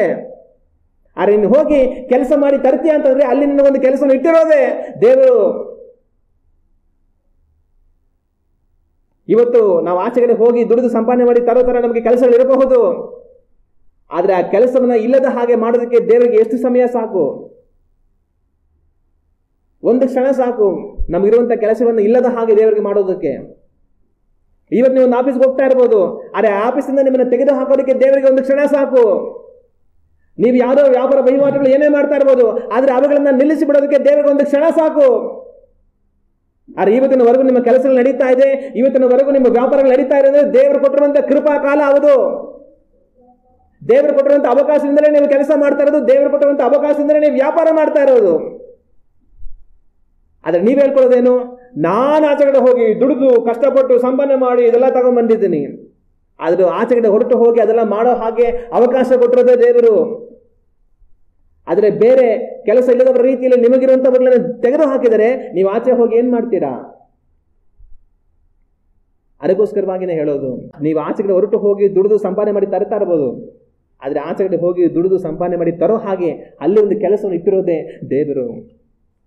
ಅವರು ಕೆಲಸ ಇಟ್ಟಿಲ್ಲ ಅಂತಂತಂದ್ರೆ ನೀವು ಆಚೆ ಹೋಗಿ ಕೆಲಸ ಮಾಡೋದಕ್ಕೆ ಪ್ರಯತ್ನ ಮಾಡಿದ್ರು ಎಲ್ಲೂ ಕೆಲಸ ಸಿಗೋದಿಲ್ಲ. ದೇವರ ವಾಕ್ಯದಲ್ಲಿ ಯೇಸು ಕ್ರಿಸ್ತನು ಒಂದು ಉಪಮಾನವನ್ನು ಹೇಳ್ತಾರೆ. ಒಂದು ತೋಟದ ಯಜಮಾನ ಇರ್ತಾನೆ. ಆ ತೋಟದ ಯಜಮಾನ ಏನ್ ಮಾಡ್ತಾನೆ, ಆಚೆಗಡೆ ಹೋಗಿ ಬೆಳಿಗ್ಗೆ ಕೆಲವ್ರನ್ನ ಕೆಲಸಕ್ಕೆ ಕರೀತಾನೆ, ಆಮೇಲೆ 11 ಗಂಟೆ ಮೇಲೆ ಹೋಗಿ ಇನ್ನೂ ಕೆಲವ್ರನ್ನ ಕರೀತಾನೆ, ಆಮೇಲೆ ಮಧ್ಯಾಹ್ನದಂಗೆ ಹೋಗಿ ಇನ್ನೂ ಕೆಲವ್ರನ್ನ ಕರೀತಾನೆ, ಸಾಯಂಕಾಲ ಹಂಗೆ ಹೋಗ್ತಾನೆ, ಸಾಯಂಕಾಲ ಕೂಡ ಅಲ್ಲಿ ಜನ ಇರ್ತಾರೆ. ಯಾಕೆ ಬೆಳಗಿಂದ ಇಲ್ಲೇ ಇದ್ದೀರಾ ಅಂತ ಅವ್ರು ಕೇಳುವಾಗ ಅವ್ರು ಹೇಳೋ ಮಾತು, ಬೆಳಗಿಂದ ಯಾರು ನಮ್ಮನ್ನ ಕೆಲಸಕ್ಕೆ ಕರೀಲಿಲ್ಲ. ಸರಿ, ಇನ್ ಕಡೆ 1 ಗಂಟೆ ಇದೆ, ಆ 1 ಗಂಟೆನಾದ್ರೂ ಬಂದು ನನ್ನ ತೋಟದಲ್ಲಿ ಕೆಲಸ ಮಾಡಿ ಹೋಗಿ ಅಂತ ಅವ್ರನ್ನ ಕಳಿಸ್ಕೊಡ್ತಾನೆ. ಆಗ ಅವ್ರು ಹೇಳೋ ಮಾತು, ಅವ್ರು ಕೆಲಸ ಮಾಡೋದಕ್ಕೆ ಅಂತ ಆಚೆ ಬಂದಿದ್ದಾರೆ, ಯಾರಾದ್ರೂ ಕೆಲಸ ಕೊಡ್ಲಿ ಅಂತ ಕಾಯ್ತಾ ಇದ್ದಾರೆ, ಆದ್ರೆ ಬೆಳಗಿಂದ ಸಂಜೆವರೆಗೂ ಯಾರು ಸಹ ಅವ್ರನ್ನ ಕೆಲಸಕ್ಕೆ ಕರೆಯಲಿಲ್ಲ. ನಿಮ್ಮನ್ನು ಕರೀಲಿಲ್ಲ ಅಂದ್ರೆ ನೀವೇನ್ ಮಾಡಕ್ಕಾಗುತ್ತೆ? ಆದ್ರೆ ನಿಮ್ಮನ್ನ ಕರೆಯೋ ಹಾಗೆ ಮಾಡಿರೋದೇ ದೇವರು. ಹಲ್ಲೆಲೂಯಾ. ಅದರಿಂದ ನಾವು ಯಾವತ್ತೂ ಸಹ ನಾನು ಆಚೆಗಡೆ ಹೋಗಿ ದುಡಿದು ಕಷ್ಟಪಟ್ಟು ಸಂಪಾದನೆ ಮಾಡಿ ಎಲ್ಲ ತಂದಿದ್ದೀನಿ ಅಂತ ಅನ್ಕೊಳ್ಬಾರದು. ನಾನು ಆಚೆಗಡೆ ಹೋಗಿ ದುಡಿದು ಸಂಪಾದನೆ ಮಾಡಿ ಇದೆಲ್ಲ ತರೋ ಹಾಗೆ ನನಗೆ ಒಂದು ಕೆಲಸವನ್ನು ಇಟ್ಟಿರುವುದೇ ಕರ್ತನಾದ ದೇವರು. ದೇವರೇ, ನಿನ್ನಿಂದಲೇ ಇದೆಲ್ಲ ಬಂದಿತ್ತು ಅಂತ ನಾವು ಹೇಳುವಂತವರಾಗಿರಬೇಕು. ಹಲ್ಲೆಲೂಯಾ. ಇನ್ನು ಅನೇಕರು ನೆನೆಸ್ಕೊಳ್ಳುವಂಥ ಕಾರ್ಯ, ನಾನು ಆಚೆಗಡೆ ಹೋಗಿ ವ್ಯಾಪಾರ ಮಾಡಿ ಸಂಪಾದನೆ ಮಾಡಿ ಎಲ್ಲ ತಂದಿದ್ದೀನಿ ಅಂತ ಅನ್ಕೊಳ್ತಾರೆ. ಆದರೆ ಒಂದು ವ್ಯಕ್ತಿ ಯಾರಾದರೂ ತಾನು ಆಚೆ ಹೋಗಿ ದಿನ ಎಲ್ಲ ವ್ಯಾಪಾರ ಮಾಡಿ ಸಂಪಾದನೆ ಮಾಡಿ ತಗೊಂಡು ಬರುತ್ತಾರ, ಆ ವ್ಯಾಪಾರವನ್ನು ಇಟ್ಟಿರೋದು ಯಾರು? ಆ ವ್ಯಾಪಾರವನ್ನು ಇಟ್ಟಿರೋದೇ ಕರ್ತನಾದ ದೇವರು. ಹಲ್ಲೆಲೂಯಾ. ಅನೇಕರೇನು ಮಾಡ್ತಾರೆ, ಏನೋ ಒಂದು ವ್ಯಾಪಾರ ಮಾಡೋಣ ಅಂತ ಶುರು ಮಾಡ್ತಾರೆ, 2 ದಿವಸಕ್ಕೆ ಎಲ್ಲ ನಷ್ಟ ಆಯಿತು ಅಂತ ಮುಚ್ಚಿ ಹೋಗ್ಬಿಡ್ತಾರೆ. ಅನೇಕರು ಏನೋ ವ್ಯಾಪಾರ ಮಾಡ್ತಾ ಇರ್ತಾರೆ, ಹೆಂಗಿದೆ ವ್ಯಾಪಾರ ಪರವಾಗಿಲ್ಲ ಅಂದರೆ, ಅಯ್ಯೋ ಏನೋ ಅಷ್ಟು ಲಾಭ ಇಲ್ಲ, ಏನೋ ಸ್ವಲ್ಪ ಲಾಭ ಬರುತ್ತೆ, ಅದು ಅದಕ್ಕಾದ್ರೆ ಇದಕ್ಕಾಗಲ್ಲ, ಇದಕ್ಕಾದ್ರೆ ಅದಕ್ಕಾಗಲ್ಲ, ಏನಕ್ಕೂ ಸಾಲ್ತಾ ಇಲ್ಲ, ಏನು ಅಷ್ಟು ಲಾಭ ಇಲ್ಲ ಅಂತ ಹೇಳ್ತಾರೆ.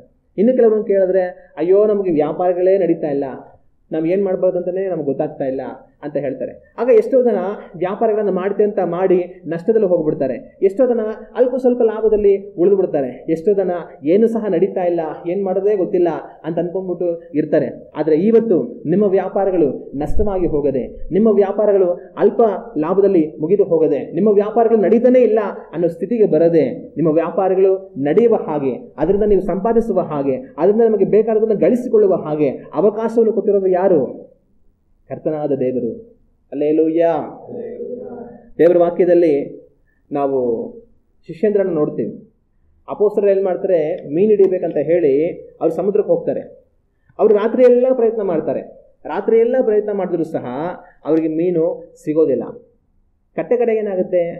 ಯೇಸು ಕ್ರಿಸ್ತನು ಅವ್ರು ಕಾಣಿಸ್ಕೊಂಡು ನಿಮ್ಮ ಬಲಗಡೆಯಲ್ಲಿ ಬಲೆಗಳನ್ನು ಹಾಕಿರಿ ಅಂತ ಹೇಳಿ ಮೀನುಗಳು ಸಿಗೋ ಹಾಗೆ ಮಾಡ್ತಾರೆ. ಈಗ ಅಪೊಸ್ತಲರು ಮೀನನ್ನು ಹಿಡಿಬೇಕಂತ ಹೇಳಿ ಅವರು ಹೊರಟರು. ಆದರೆ ಅವ್ರಿಗೆ ಮೀನು ಯಾಕೆ ಸಿಗಲಿಲ್ಲ? ಅವ್ರ ಥರ ಹೋಗೋದಕ್ಕೆ ಸಮುದ್ರಕ್ಕೆ ದೋಣಿ ಇರಲಿಲ್ವಾ? ದೋಣಿ ಇತ್ತು. ಹೋಗಲಿ ಹಾಕೋದಕ್ಕೆ ಬಲೆ ಇರಲಿಲ್ವಾ? ಬಲೆನೂ ಇತ್ತು. ಹೋಗಲಿ ಅಲ್ಲಿ ಮೀನನ್ನು ಹಿಡಿದು ಬಲೆಯನ್ನು ತೆಗೆಯೋದಕ್ಕೆ ಅವ್ರ ಹತ್ರ ಜನಗಳಿರಲಿಲ್ವಾ? ಜನಗಳು ಸಹ ಇದ್ದರು. ಅಥವಾ ಹೋಗಲಿ ಸಮುದ್ರದಲ್ಲಿ ಮೀನೇ ಇರಲಿಲ್ವಾ? ಸಮುದ್ರದಲ್ಲಿ ಮೀನು ಸಹ ಇತ್ತು. ಆಗ ಅವ್ರಿಗೆ ಬಲೆ ಇತ್ತು, ದೋಣಿ ಇತ್ತು, ಜನಗಳಿದ್ರು, ಮೀನಿದ್ರು, ಎಲ್ಲ ಇತ್ತು. ಎಲ್ಲ ಇದ್ದು ಸಹ ರಾತ್ರಿ ಎಲ್ಲ ಅವ್ರು ಪ್ರಯತ್ನ ಮಾಡಿದ್ರು, ಒಂದು ಮೀನಾದ್ರೂ ಅವ್ರು ಸಿಗಲಿಲ್ಲ. ಅದಕ್ಕೆ ಕಾರಣ ಏನು? ಅದಕ್ಕೆ ಕಾರಣ ಏನಂತಂದ್ರೆ ದೇವರು ಅನುಮತಿ ಕೊಡಲಿಲ್ಲ. ಅವ್ರು ಮೀನು ಹಿಡಿಯದೆ ಹೊರದಕ್ಕೆ ಅವ್ರ ಹತ್ರ ಬಲೆ ಇಲ್ಲ, ಮೀನಿಲ್ಲ, ಅಥವಾ ದೋಣಿ ಇಲ್ಲ, ಜನರಿಲ್ಲ ಅಂತಲ್ಲ, ಎಲ್ಲ ಇತ್ತು. ಅವ್ರು ಮಾಡುವಂತ ಎಲ್ಲ ಪ್ರಯತ್ನ ಮಾಡಿದ್ರು, ಒಂದು ಮೀನಾದ್ರೂ ಸಿಗಲಿಲ್ಲ. ಕಾರಣ ಏನು? ದೇವರ ಅನುಮತಿ ಕೊಡಲಿಲ್ಲ. ಆದರೆ ಬೆಳಗಿನ ಜಾವ ಅವರು ಹಿಂತಿರುಗಿ ಬರುತ್ತಾ ಇರುವಾಗ ಯೇಸು ಕ್ರಿಸ್ತನ ದಡದಲ್ಲಿರ್ತಾರೆ. ಮಕ್ಕಳೇ, ನಿಮಗೆ ತಿನ್ನುವುದಕ್ಕೆ ಏನಿಲ್ಲವಾ ಅಂತ ಹೇಳಿ ನಿಮ್ಮ ಬಲೆಗಳನ್ನು ಬಲಗಡೆಯಲ್ಲಿ ಹಾಕಿ ಅಂತ ಹೇಳ್ತಾರೆ. ಅವ್ರು ಹಾಕಿದಾಗ 153 ದೊಡ್ಡ ಮೀನುಗಳು ಸಿಗುತ್ತೆ. ಆದರೆ ಈ ಮೀನುಗಳು ಇಷ್ಟೊತ್ತರೆಗೂ ಎಲ್ಲಿದ್ವು? ಆ ಮೀನುಗಳು ಅಲ್ಲೇ ಇದ್ವು. ಕರ್ತನ ಅಪ್ಪಣೆ ಬರುವುದಕ್ಕಾಗಿ ಕಾಯ್ತಾ ಇದ್ವು. ಅವರು ಅಪ್ಪಣೆ ಕೊಡದೆ ಯಾವ ಮೀನು ತನಗೆ ತಾನೇ ಬಂದು ನಿಮ್ಮ ಬಲೆಯಲ್ಲಿ ಬೀಳೋದಿಲ್ಲ. ಯಾವುದೋ ಒಂದು ಮೀನು ಬಂದು ನಿಮ್ಮ ಬಲೆಯಲ್ಲಿ ಸಿಗಾಕೊಳ್ತು ಅಂತಂದ್ರೆ ಅವರು ಅಪ್ಪಣೆ ಕೊಟ್ಟಿರೋದನ್ನೇ ಆಗುತ್ತೆ. ಆದರೆ ಅವರು ಅಪ್ಪಣೆ ಕೊಡದೆ ನೀವು ಸಮುದ್ರವನ್ನೆಲ್ಲ ಬಲೆ ಹಾಕಿ ಸುತ್ಕೊಂಡು ಬಂದರೂ ಸಹ ನಿಮಗೆ ಒಂದು ಮೀನು ಸಿಗೋದಿಲ್ಲ. ಆಗ ನಾವು ಮಾಡುವಂಥ ಯಾವುದೇ ವ್ಯಾಪಾರ ವಹಿವಾಟು ಏನೇ ಆಗಿರ್ಬೋದು, ಅವುಗಳಲ್ಲಿ ನಾವು ಏನೇ ಗಳಿಸ್ತಾ ಇರ್ಬೋದು, ಅದೆಲ್ಲವನ್ನು ಗಳಿಸುವ ಹಾಗೆ ನಮಗೆ ಅವಕಾಶವನ್ನು, ಕೃಪೆಯನ್ನು ಕೊಡುವಾತನು ಕರ್ತನಾದ ದೇವರು. ಹಲ್ಲೆಲೂಯಾ. ಆಗ ನಾವೇನು ಮಾಡಬೇಕು? ನಾವು ಮಾಡೋ ಪ್ರಯತ್ನ ಎಲ್ಲ ಮಾಡಿ ಅದರಿಂದ ನಾವು ಗಳಿಸಿದ್ದನ್ನು ನೋಡಿ ದೇವರನ್ನೇ ಮಹಿಮೆಪಡಿಸಬೇಕು. ಸ್ವಾಮಿ, ನಿನ್ನಿಂದಲೇ ಇದಾಯಿತು, ನೀನಿಲ್ಲದೆ ಹೋದರೆ ನಮ್ಮಿಂದ ಏನು ಮಾಡೋದಕ್ಕೆ ಆಗ್ತಾ ಇರಲಿಲ್ಲ. ನೀನು ದೇವರೇ ಇವೆಲ್ಲವನ್ನು ಮಾಡುವಂತೆ ನಮಗೆ ಬಲವನ್ನು ಕೊಟ್ಟಿರುವಿರಿ, ಕೃಪೆಯನ್ನು ಕೊಟ್ಟಿರುವಿರಿ. ಅದಕ್ಕಾಗಿ ನಿಮಗೆ ಸ್ತೋತ್ರ. ಎಷ್ಟೋ ಜನ ವ್ಯಾಪಾರ ಮಾಡ್ತೀವಿ ಅಂತ ಮಾಡೋದೆಲ್ಲ ಮಾಡ್ತಾರೆ, ಕೊಡೋ ಪ್ರಯಾಸ ಎಲ್ಲ ಬರ್ತಾರೆ, ಕೊನೆಗೆ ನಷ್ಟದಲ್ಲಿ ಮುಗಿದು ಹೋಗ್ತಾರೆ. ಎಷ್ಟೋ ಜನ ಅಲ್ಪ ಸ್ವಲ್ಪದರಲ್ಲಿ ಏನಕ್ಕೂ ಪ್ರಯೋಜನ ಇಲ್ಲದಿರುವ ರೀತಿಯಲ್ಲಿ ಹೊರಟು ಹೋಗ್ತಾರೆ. ಎಷ್ಟೋ ಜನ ಏನೂ ಸಹ ಇಲ್ಲ, ಇನ್ನು ನಾವು ಮುಚ್ಚಿ ಹೋಗ್ಬೇಕು, ಬೇರೆ ದಾರಿ ಇಲ್ಲ ಅನ್ನೋ ಪರಿಸ್ಥಿತಿಯಲ್ಲಿ ಇರ್ತಾರೆ. ಆದರೆ ಇವತ್ತು ನಾವು ಇನ್ನೂ ಮಾಡ್ತಾ ಇದ್ದೀವಿ, ಇನ್ನೂ ಏನೋ ಗಳಿಸ್ತಾ ಇದ್ದೀವಿ, ಇನ್ನೂ ಮುಂದುವರಿತಾ ಇದ್ದೀವಿ ಅಂತಂದರೆ ದೇವರೇ ನಿನ್ನಿಂದಲೇ ಅದಾಗ್ತಾ ಇದೆ ಅಂತ ನಾವು ದೇವರನ್ನೇ ಮಹಿಮೆ ಪಡಿಸಬೇಕು. ಹಲ್ಲೆಲೂಯಾ. ಆಗ ನಾವು ಯಾವ ರೀತಿಯಾಗಿಯೇ ಸಂಪಾದನೆ ಮಾಡ್ತಾ ಇರಲಿ, ಅವೆಲ್ಲವನ್ನು ಆ ರೀತಿಯಾಗಿ ಮಾಡೋದಕ್ಕೆ ನಮಗೆ ಅವಕಾಶವನ್ನು ಕೊಡುವ ಆತನು, ಬಲವನ್ನು ಕೊಡುವ ಆತನು ನಮ್ಮ ಕರ್ತನಾದ ದೇವರೇ. ಹಲ್ಲೆಲೂಯಾ. ಒಂದು ವೇಳೆ ನಾವು ಆಚೆಗಡೆ ಹೊರಟು ಹೋಗಿ ಕಷ್ಟಪಟ್ಟು ದುಡಿದು ಸಂಪಾದನೆ ಮಾಡಿ ಮನೆಗೆ ಏನು ಬೇಕು ಅದನ್ನು ತರ್ತಾ ಇರ್ಬೋದು. ಆದರೆ ಆಚೆಗಡೆ ಹೊರಟು ಹೋಗಿ ನಾವು ಆ ರೀತಿ ಸಂಪಾದನೆ ಮಾಡೋ ಹಾಗೆ ನಮಗೆ ಬಲವನ್ನು ಕೊಡುವ ಆತನೇ ಕರ್ತನು. ಅವ್ರು ಬಲ ಕೊಟ್ಟಿಲ್ಲ ಅಂದರೆ ಮನೆಯಿಂದ ಆಚೆ ಹೋಗೋದಕ್ಕೂ ಆಗೋದಿಲ್ಲ.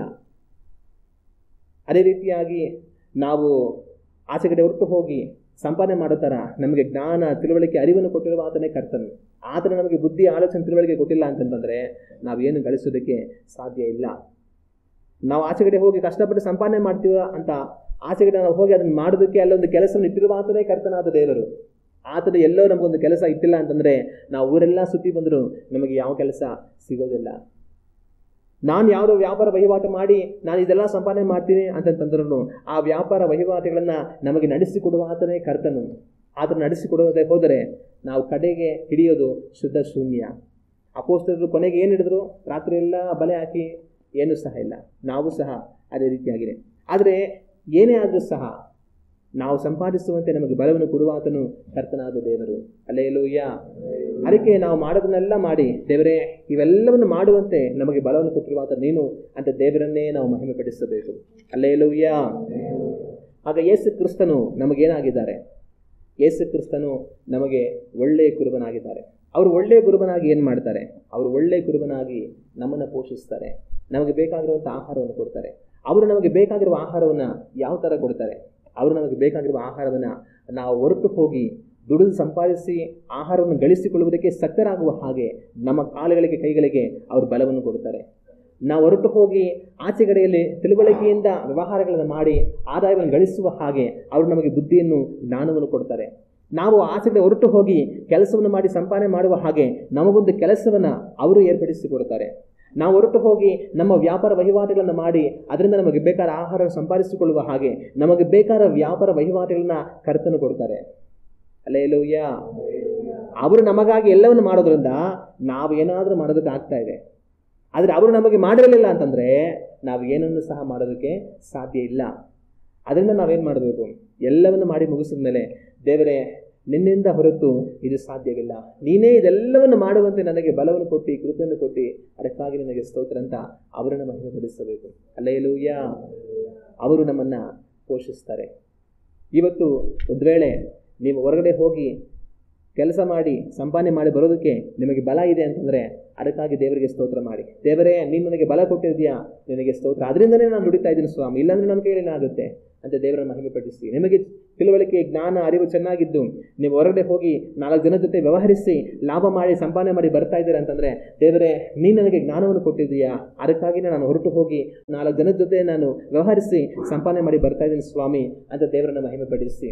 ಒಂದು ವೇಳೆ ಇವತ್ತು ನೀವು ಹೊರಟು ಹೋಗಿ ಆಚೆ ಕೆಲಸ ಮಾಡಿ ತರ್ತಾ ಇದ್ರೆ, ದೇವರೇ ನಾನು ಹೊರಟು ಹೋಗಿ ಕೆಲಸ ಮಾಡಿ ತರೋ ಹಾಗೆ ನನಗೊಂದು ಕೆಲಸವನ್ನು ಇಟ್ಟಿರುವ ಆತನು ನೀನು ಸ್ವಾಮಿ, ನಿನಗೆ ಸ್ತೋತ್ರ ಅಂತ ಅವರನ್ನು ಮಹಿಮೆಪಡಿಸಿ. ಒಂದು ವೇಳೆ ನೀವು ಹೊರಗಡೆ ಹೋಗಿ ನಿಮ್ಮ ವ್ಯಾಪಾರ ವಹಿವಾಟುಗಳನ್ನು ಮಾಡಿ ಆದಾಯವನ್ನು ತರ್ತಾ ಇದ್ರೆ, ದೇವರೇ ನಾನು ಹೊರಗಡೆ ಹೋಗಿ ಈ ವ್ಯಾಪಾರ ವಹಿವಾಟುಗಳನ್ನು ಮಾಡಿ ಆದಾಯವನ್ನು ತರುವ ಹಾಗೆ ನನಗೆ ವ್ಯಾಪಾರ ವಹಿವಾಟುಗಳನ್ನು ಇಟ್ಟಿರುವ ಆತನೇ ನೀನು ಸ್ವಾಮಿ, ಅದರಿಂದನೇ ಇದೆಲ್ಲ ನಾನು ಮಾಡ್ತಾ ಇದ್ದೀನಿ, ನಿನಗೆ ಸ್ತೋತ್ರ ಅಂತ ದೇವರನ್ನು ಮಹಿಮೆಪಡಿಸಿ. ಹಲ್ಲೆಲೂಯ. ಈ ರೀತಿಯಾಗೆಲ್ಲ ಅವರು ನಮ್ಮನ್ನು ಪೋಷಿಸ್ತಾರೆ. ಆದರೆ ಒಂದು ವೇಳೆ ನಿಮ್ಮ ಕಾಲಿಗೆ ಬಲ ಇಲ್ಲ ಅಂತಂತಂದರೆ ಅವರು ಇವತ್ತು ನಿಮ್ಮ ಕಾಲುಗಳಿಗೆ ಬಲ ಕೊಡ್ತಾರೆ. ಒಂದು ವೇಳೆ ಇವತ್ತು ನಿಮಗೆ ಜ್ಞಾನ ಇಲ್ಲ ಅಂತಂತಂದರೆ ಅವರು ನಿಮಗೆ ಜ್ಞಾನವನ್ನು ಕೊಡ್ತಾರೆ. ಒಂದು ವೇಳೆ ಇವತ್ತು ನಿಮಗೆ ಕೆಲಸ ಇಲ್ಲ ಅಂತಂತಂದರೆ ಅವರು ನಿಮಗೆ ಕೆಲಸವನ್ನು ಕೊಡ್ತಾರೆ. ಒಂದು ವೇಳೆ ಇವತ್ತು ನಿಮಗೆ ಬೇಕಾಗಿರುವಂಥ ವ್ಯಾಪಾರ ವಹಿವಾಟುಗಳಿಲ್ಲ ಅಂತಂತಂದರೆ ಅವರು ವ್ಯಾಪಾರ ವಹಿವಾಟುಗಳನ್ನ ಕೊಡ್ತಾರೆ. ಹಲ್ಲೆಲೂಯ. ಈವರೆಗೆ ಕೊಟ್ಟಿರುವುದು ಆತನೇ. ಒಂದು ವೇಳೆ ಇವತ್ತಿಲ್ಲ ಅಂದರೂ ಕೊಡೋದು ಸಹ ಆತನೇ. ಹಲ್ಲೆಲೂಯ. ಆತನು ಹೇಗೂ ನಮ್ಮನ್ನು ಪೋಷಿಸುವ ಆತನು, ಅದಕ್ಕಾಗಿ ಆತನಿಗೆ ಸ್ತೋತ್ರ. ಆದರೆ ನಾವು ಏನು ಮಾಡಬೇಕು? ದೇವರೇ ಎಲ್ಲವೂ ನಿನ್ನಿಂದನೇ ಆಯಿತು, ನಿನಗೆ ಸ್ತೋತ್ರ ಅಂತ ಅವರನ್ನು ಮಹಿಮೆಪಡಿಸಬೇಕು. ನಾವೆಲ್ಲ ಎದ್ದು ನಿಂತು ಕಣ್ಣುಗಳನ್ನು ಮುಚ್ಚಿ ದೇವರನ್ನು ನೋಡಿ ಪ್ರಾರ್ಥನೆ ಮಾಡೋಣ. ಇವತ್ತು ನಿಮ್ಮ ಕಾಲುಗಳಿಗೆ ಬಲ ಇದೆ, ನಿಮ್ಮ ಕೈಗಳಿಗೆ ಬಲ ಇದೆ. ಎಷ್ಟೋ ಜನ ಸ್ವಾಧೀನ ಇಲ್ಲದವರಿಗಳಾಗಿ ಮನೆಗಳಲ್ಲಿ ಮಲಗಿದ್ದಾರೆ. ಆದರೆ ನೀವು ನಿಮ್ಮ ಕಾಲುಗಳ ಮೇಲೆ ನಿಂತಿದ್ದೀರಿ. ಅದು ದೇವರು ಕೊಟ್ಟ ಕೃಪೆ. ಅದಕ್ಕಾಗಿ ದೇವರೇ ಸ್ತೋತ್ರ ಎಂಬುದಾಗಿ ಹೇಳಿ. ಎಷ್ಟೋ ಜನ ತಮ್ಮ ಅಸ್ವಸ್ಥತೆಯಿಂದಾಗಿ ಹೊರಗಡೆ ಹೋಗಿ ದುಡಿದು ಸಂಪಾದನೆ ಮಾಡುವುದಕ್ಕಾಗದೆ ಮಂಚದ ಮೇಲೆ ಮಲಗಿ ಕಣ್ಣೀರು ಬಿಡುತ್ತಾರೆ. ಆದರೆ ನೀವು ಎದ್ದು ಹೋಗಿ ಕೆಲಸ ಮಾಡೋದಕ್ಕೆ ನಿಮಗೆ ಬಲ ಇದೆ. ಅದು ದೇವರು ಕೊಟ್ಟಿರುವಂಥ ಕೃಪೆ. ಅದಕ್ಕಾಗಿ ದೇವರನ್ನು ಮಹಿಮೆ ಪಡಿಸಿರಿ. ಎಷ್ಟೋ ಜನಗಳು ತಾವು ಬುದ್ಧಿ ಇಲ್ಲದವರುಗಳಾಗಿ, ತಿಳುವಳಿಕೆ ಇಲ್ಲದವರಾಗಿ, ಬುದ್ಧಿಮಾಂದ್ಯವರುಗಳಾಗಿ ಅವರಿದ್ದಾರೆ. ಆದರೆ ನಿಮಗೂ ಬುದ್ಧಿ, ಜ್ಞಾನ, ತಿಳುವಳಿಕೆ ಇದ್ದು ನೀವು ಹೊರಗಡೆ ಹೋಗಿ ವ್ಯವಹರಿಸಿ ಆದಾಯವನ್ನು ಗಳಿಸುವುದಕ್ಕೆ ಅವಕಾಶವಿದೆ. ಆ ಬುದ್ಧಿ ಜ್ಞಾನವನ್ನು ಕೊಟ್ಟಿರುವ ಆತನೇ ಕರ್ತನು. ಅದಕ್ಕಾಗಿ ದೇವರಿಗೆ ಸ್ತೋತ್ರ ಮಾಡಿ. ಎಷ್ಟೋ ಜನಗಳು ಹೊರಗಡೆ ಹೋಗಿ ಕೆಲಸವನ್ನು ಮಾಡಿ ಏನಾದರೂ ಮನೆಗೆ ತರೋಣ ಎಂಬುದಾಗಿ ಅವರ ಆಸಕ್ತಿನ ಹೊರಟರೂ ಸಹ ಕೆಲಸ ಇಲ್ಲದೆ, ಆದಾಯ ಇಲ್ಲದೆ ಕಣ್ಣೀರಿನಿಂದ ಮನೆಗೆ ಬರುವುದನ್ನು ಕಾಣುತ್ತೇವೆ. ಅಯ್ಯೋ, ಇವತ್ತು ಸಹ ಕೆಲಸ ಸಿಗಲಿಲ್ಲ, ನನಗೆ ಯಾವತ್ತು ಕೆಲಸ ಸಿಗುತ್ತೋ ಗೊತ್ತಿಲ್ಲ. ಮನೆಗೆ ಬರುವಷ್ಟರಲ್ಲಿ ಹೆಂಡತಿ ಮಕ್ಕಳು, ಅಪ್ಪ ಏನಾದರೂ ಕೆಲಸ ಸಿಗ್ತಾ, ಎಲ್ಲರೂ ಸಂಪಾದನೆ ಮಾಡೋ ದಾರಿ ಆಯ್ತಾ ಅಂತ ಕೇಳ್ತಾರೆ. ಏನು ಉತ್ತರ ಅವ್ರಿಗೆ ಹೇಳೋಣ? ಕೆಲಸ ಸಿಗಲಿಲ್ಲ, ಕೆಲಸ ಇಲ್ಲ, ಏನು ಮಾಡೋದು ಗೊತ್ತಿಲ್ಲ ಅಂತ ಕಣ್ಣೀರಿಡುವ ದಿನಗಳು ಎಷ್ಟೋ. ಆದರೆ ಇವತ್ತು ನನಗೆ ಕೆಲಸ ಇದೆ ಅಂದರೆ ಆ ಕೆಲಸವನ್ನು ಇಟ್ಟಿರುವ ಆತನು ಕರ್ತನಾದ ದೇವರು. ಎಷ್ಟೋ ಜನಗಳು ವ್ಯಾಪಾರ ವಹಿವಾಟುಗಳನ್ನು ಮಾಡಿ ಅದರಲ್ಲಿ ನಷ್ಟಪಟ್ಟು ಸಾಲಗಳನ್ನು ಮಾಡಿಕೊಂಡು ಬದುಕುವುದಕ್ಕೆ ದಾರಿ ಇಲ್ಲದೆ ಅಯ್ಯೋ ಎಂಬುದಾಗಿ ಕಣ್ಣೀರು ಸುರಿಸಿ ಬಾಧೆ ಪಡುವಂಥವ್ರನ್ನ ನೋಡುತ್ತೇವೆ. ಇವತ್ತು ನೀವೇನೋ ಒಂದು ವ್ಯಾಪಾರ ಮಾಡ್ತಾ ಇದ್ದೀರಾ, ಆ ವ್ಯಾಪಾರದ ನಿಮಗೆ ಏನೋ ಸ್ವಲ್ಪ 4 ಕಾಸು ಸಿಗ್ತಾ ಇದೆ, ನೀವು ಬದುಕೋದಕ್ಕೆ ದಾರಿ ಆಗ್ತಾ ಇದೆ ಅಂದರೆ ಅದನ್ನು ಮಾಡಿರುವ ಆತನು ಯಾರು? ಕರ್ತನಾದ ದೇವರೇ. ಅದರಿಂದ ಅದನ್ನೆಲ್ಲ ನಾವು ನೆನೆಸಿ ದೇವರಿಗೆ ಸ್ತೋತ್ರ ಮಾಡಬೇಕು. ನಾನು ದುಡಿದೆ, ನಾನು ಕಷ್ಟಪಟ್ಟೆ, ನಾನು ಮಾಡಿದೆ ಅಲ್ಲ, ದೇವರೇ ನಮಗಾಗಿ ಎಲ್ಲವನ್ನು ಮಾಡಿರುವುದು. ಅದನ್ನು ನಾವು ಮರೆಯಬಾರದು. ಅದಕ್ಕಾಗಿ ನಾವು ದೇವರನ್ನು ಸ್ತುತಿಸಬೇಕು, ಅವರನ್ನು ಮಹಿಮೆ ಪಡಿಸಬೇಕು. ಅವರು ನಮ್ಮನ್ನು ಪೋಷಿಸುವಂಥ ಒಳ್ಳೆಯ ಕುರುಬನು, ನಮಗೆ ಬಲವನ್ನು ಕೊಟ್ಟು, ನಮಗೆ ಜ್ಞಾನವನ್ನು ಕೊಟ್ಟು, ನಮಗೆ ಕೆಲಸವನ್ನು ಕೊಟ್ಟು, ನಮಗೆ ವ್ಯಾಪಾರಗಳನ್ನು ಕೊಟ್ಟು ನಮ್ಮನ್ನು ಪೋಷಿಸುತ್ತಿರುವ ಆತನು ಕರ್ತನಾದ ದೇವರು. ಅವರಿಲ್ಲದೆ ನಾವು ಏನನ್ನೂ ಸಹ ಮಾಡುವುದಕ್ಕಾಗುವುದಿಲ್ಲ. ಅದಕ್ಕಾಗಿ ನಾವು ಮಾಡುವುದೆಲ್ಲವನ್ನು ಮಾಡಿ, ಕರ್ತನೇ ಇವೆಲ್ಲವನ್ನು ನಾನು ಮಾಡುವಂತೆ ನನಗೆ ಅವಕಾಶವನ್ನು ಕೊಟ್ಟಿರುವ ಆತನು ನೀನು, ನಿಮಗೆ ಸ್ತೋತ್ರ ಎಂದು ಅವರನ್ನು ನಾವು ಮಹಿಮೆ ಪಡಿಸುವವர்களಾಗಿರಬೇಕು. ಆದರೆ ಒಂದು ವೇಳೆ ಈ ವಾಕ್ಯವನ್ನು ಇದನ್ನು ನೀವು ಕೇಳ್ತಾ ಇರುವಂಥ ಸಮಯದಲ್ಲಿ ನಿಮಗೊಂದು ವೇಳೆ ಕೆಲಸ ಕಾರ್ಯಗಳನ್ನು ಮಾಡುವುದಕ್ಕೆ ನಿಮ್ಮ ಶರೀರದಲ್ಲಿ ಬಲಹೀನತೆ, ರೋಗ, ಸಮಸ್ಯೆಗಳು, ನೋವು, ಬಾಧೆಗಳು ಇರುವುದಾದರೆ ಮಾಡುವುದಕ್ಕೆ ಆತನು ನಮಗೆ ಬೇಕಾದ ಕೃಪೆಯನ್ನು ಕೊಡ್ತಾನೆ, ಆತನು ನಮಗೆ ಬೇಕಾದ ಬಲವನ್ನು ಕೊಡ್ತಾನೆ, ಆತನು ನಮಗೆ ಬೇಕಾದ ಆರೋಗ್ಯವನ್ನು ಕೊಡ್ತಾನೆ. ನೀವು ಎದ್ದು ನಿಂತು ನಡೆದು ಮಾಡಬೇಕಾದ ಎಲ್ಲವನ್ನು ಮಾಡುವ ಹಾಗೆ ಆತನು ನಮ್ಮನ್ನು ಶಕ್ತರಾಗಿ ಮಾಡುತ್ತಾನೆ. ಒಂದು ವೇಳೆ ಇವತ್ತು ನನಗೆ ತಿಳುವಳಿಕೆ ಇಲ್ಲ, ನನಗೆ ಜ್ಞಾನವಿಲ್ಲ, ನನಗೆ ಅರಿವಿಲ್ಲ, ಯಾವ ರೀತಿ ಮಾತನಾಡಬೇಕೆಂಬುದಾಗಿ ನನಗೆ ತಿಳಿದಿಲ್ಲ, ಅಯ್ಯೋ ಜನಗಳೊಟ್ಟಿಗೆ ವ್ಯವಹರಿಸುವಂತ ಅರಿವು ನನಗೆ ಇಲ್ಲವಲ್ಲ ಎಂಬುದಾಗಿ ನೀವು ನೆನೆಸಿಕೊಂಡರೆ ಆತನು ಜನಗಳೊಟ್ಟಿಗೆ ವ್ಯವಹರಿಸುವ ಹಾಗೆ ನಿಮಗೆ ಜ್ಞಾನವನ್ನು ಕೊಡ್ತಾನೆ. ಒಂದು ವೇಳೆ ಇವತ್ತು ನಾನು ಹೊರ ಹೋಗಿ ಕೆಲಸ ಮಾಡೋದಕ್ಕೂ ಒಂದು ಕೆಲಸ ಇಲ್ಲವಲ್ಲ ಅಂತ ಬಾರಿ ಪಡೋದಾದರೆ ಆತನು ನೀವು ಹೊರಗಡೆ ಹೊರಟು ಹೋಗಿ ಕೆಲಸವನ್ನು ಮಾಡುವುದಕ್ಕೆ ಒಂದು ಕೆಲಸವನ್ನು ಏರ್ಪಡಿಸಿ ಕೊಡುತ್ತಾನೆ. ಅಯ್ಯೋ ನನ್ನ ವ್ಯಾಪಾರ ನಷ್ಟದಲ್ಲಿದೆ, ನನ್ನ ವ್ಯಾಪಾರ ಸಾಲದಲ್ಲಿದೆ, ನಾನು ಬದುಕೋದಕ್ಕೆ ದಾರಿ ಕಾಣಿಸ್ತಾ ಇಲ್ಲ, ಏನು ಮಾಡೋದು ಅರ್ಥ ಆಗುತ್ತಾ ಇಲ್ಲ ಅಂತಂತಂದ್ರೆ ನೀವು ವ್ಯಾಪಾರ ವಹಿವಾಟುಗಳನ್ನು ಮಾಡಿ ಬದುಕಿಕೊಂಡು ನಿಮಗೆ ಬೇಕಾದದನ್ನು ಸಂಪಾದಿಸಿಕೊಳ್ಳುವ ಹಾಗೆ ಕರ್ತನು ನಿಮ್ಮ ವ್ಯಾಪಾರಗಳನ್ನು ಆಶೀರ್ವದಿಸುತ್ತಾನೆ. ನಿಮ್ಮಲ್ಲಿ ಏನಾದರೂ ಇರುವುದಾದರೆ ಅದು ಆತನ ಕೊಟ್ಟಿರುವುದೇ, ಅದಕ್ಕಾಗಿ ಆತನಿಗೆ ಸ್ತೋತ್ರ ಮಾಡಿ. ನಿಮ್ಮಲ್ಲಿ ಏನಾದರೂ ಇಲ್ಲ ಅಂದರೆ ಬಾಧೆ ಪಡಬೇಡಿ, ನಿಮ್ಮನ್ನು ಇರುವ ಹಾಗೆ ಮಾಡುವ ಆತನು ಕರ್ತನು, ಅದಕ್ಕಾಗಿ ಆತನಿಗೆ ಸ್ತೋತ್ರ ಮಾಡಿ. ಆತನು ನಮ್ಮನ್ನು ಪೋಷಿಸುವ ಆತನು, ನಮ್ಮನ್ನು ಬಹಳವಾಗಿ ಪ್ರೀತಿಸುವ ತಂದೆಯೇ, ನಮಗೆ ನೀವು ಅನುಗ್ರಹಿಸಿರುವಂಥ ಈ ಮಧ್ಯಾಹ್ನದ ಸಮಯಕ್ಕಾಗಿ ಸ್ತೋತ್ರ. ತಂದೆಯೇ, ಮಧ್ಯಾಹ್ನದಲ್ಲಿ ನಮ್ಮ ವಾಕ್ಯವನ್ನು ನಾವು ಧ್ಯಾನ ಮಾಡಿದ್ದೇವಲ್ಲ ಯೇಸುವೇ, ನಮ್ಮ ಒಳ್ಳೆಯ ಕುರುಬನು ನೀವು, ಅದಕ್ಕಾಗಿ ಸ್ತೋತ್ರ. ನಮ್ಮನ್ನು ಪೋಷಿಸುವ ಆತನು ನೀವು, ಅದಕ್ಕಾಗಿ ಸ್ತೋತ್ರ. ತಂದೆಯೇ, ನಮ್ಮನ್ನು ಪೋಷಿಸುವಂತೆ ನಮ್ಮ ಕಾಲುಗಳಿಗೆ ಕೈಗಳಿಗೆ ಬಲವನ್ನು ಕೊಡುವ ಆತನು ನೀವು, ಅದಕ್ಕಾಗಿ ಸ್ತೋತ್ರ. ತಂದೆಯೇ, ನಮ್ಮನ್ನು ಪೋಷಿಸುವಂತೆ ನಮಗೆ ಜ್ಞಾನವನ್ನು ಕೊಡುವ ಆತನು ನೀವು, ಅದಕ್ಕಾಗಿ ಸ್ತೋತ್ರ. ನಾವು ಪೋಷಣೆ ಹೊಂದುವಂತೆ ನಮಗೆ ಕೆಲಸಗಳನ್ನು ಕೊಡುವ ಆತನು ನೀವು, ಅದಕ್ಕಾಗಿ ಸ್ತೋತ್ರ. ನಾವು ಪೋಷಣೆ ಹೊಂದುವಂತೆ ನಮ್ಮ ಕೆಲಸಗಳನ್ನು, ನಮ್ಮ ವ್ಯಾಪಾರ ವಹಿವಾಟುಗಳನ್ನು ಅಭಿವೃದ್ಧಿಗೊಳಿಸುವ ಆತನು ನೀವು, ಅದಕ್ಕಾಗಿ ಸ್ತೋತ್ರ. ಇವೆಲ್ಲವುಗಳ ಮುಖಾಂತರ ನಮ್ಮನ್ನು ಪೋಷಿಸುವಿರಿ, ಅದಕ್ಕಾಗಿ ಸ್ತೋತ್ರ. ಇವೆಲ್ಲವನ್ನು ನೀವೇ ನಮಗಾಗಿ ಮಾಡಿದ್ದು, ಅದಕ್ಕಾಗಿ ಸ್ತೋತ್ರ. ನಮ್ಮಿಂದಲೇ ಏನು ಸಹ ಆಗಲಿಲ್ಲ, ಆದರೆ ನಮಗಾಗಿ ನೀವು ಎಲ್ಲವನ್ನು ಮಾಡುವುದರಿಂದ ಎಲ್ಲವೂ ನಮಗೆ ಆಯಿತು, ಅದಕ್ಕಾಗಿ ಸ್ತೋತ್ರ. ತಂದೆಯೇ, ಅದನ್ನು ನೆನೆಸಿ ನಿಮ್ಮನ್ನು ಸ್ತುತಿಸುತ್ತೇವೆ, ನಿಮ್ಮನ್ನು ಮಹಿಮೆ ಪಡಿಸುತ್ತೇವೆ. ಆದರೆ ಒಂದು ವೇಳೆ ಈ ದಿನದಲ್ಲಿ ನಮ್ಮಿಂದ ಏನಾದರೂ ಆಗುತ್ತಿಲ್ಲವಾದರೆ ತಂದೆಯೇ, ಅದನ್ನು ಮಾಡುವ ಹಾಗೆ ಮಾಡುವಾತನು ನೀವೇ ಆಗಿದ್ದೀರಿ, ಅದಕ್ಕಾಗಿ ಸ್ತೋತ್ರ.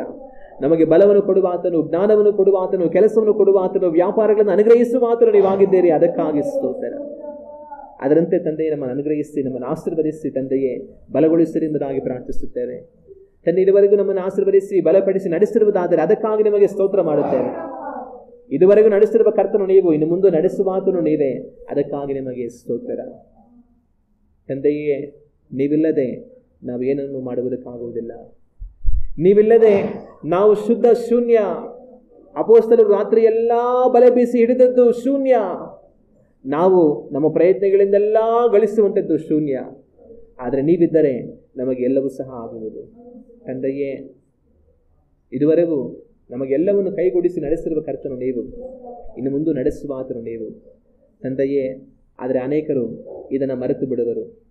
ಅನೇಕರು ಇದನ್ನು ಮರೆತು ನನ್ನ ಬಲದಿಂದ, ನನ್ನ ಸಾಮರ್ಥ್ಯದಿಂದ, ನನ್ನ ಶ್ರಮೆಯಿಂದ, ನನ್ನ ಕಷ್ಟದಿಂದ, ನನ್ನ ಪಾಡಿನಿಂದ, ನನ್ನ ಜ್ಞಾನದಿಂದ, ನನ್ನ ತಿಳುವಳಿಕೆಯಿಂದ ಎಂಬುದಾಗಿ ತಮಗೆ ಸಹಾಯವನ್ನು ಮಾಡಿದ ಕರ್ತನನ್ನು ಮರೆತು ಬಿಡುವರು. ಆದರೆ ಅಂಥವರಿಲ್ಲದೆ ನಾವು ಒಬ್ಬರಾಗಿರಬಾರದು. ಸ್ವಾಮಿ, ನಾನು ಏನೇ ಕಷ್ಟಪಟ್ಟಿರಬಹುದು, ಏನೇ ಪ್ರಯಾಸಪಟ್ಟಿರಬಹುದು, ಏನೇ ಅಲೆದಿರಬಹುದು, ಆದರೆ ಅವುಗಳೆಲ್ಲಗಳೊಟ್ಟಿಗೆ ನನ್ನ ಜೊತೆಗೆ ಅಲೆದ ಕರ್ತನು ನೀವು.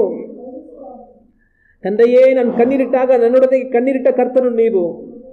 ನಾನು ಮನ ಒಡೆದವನಾಗಿ ಹೋದಾಗ ನನ್ನನ್ನು ಸಂತೈಸಿದಾತನು ನೀವು.